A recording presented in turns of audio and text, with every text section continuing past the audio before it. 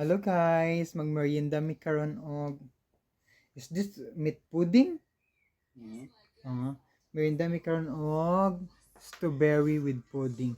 Naka fourth harvest na mi pero wala ko nag video sa ika fourth na harvest man good. Karon nga fourth harvest na mo sa mga strawberry kay ubay-ubay jud siya bunga besh. Mang kaluyan. Yeah. Mm. So nani siya pudding sa ilalom. So ana. No. Look not so good, but it's very yummy. Yeah. It's yummy, I think. Paano ko na-try? Lekker. This is yummy, guys. Try nyo din. Pagka mayroon kayong strawberry, tapos ihaluan nyo ng pudding, lami siya.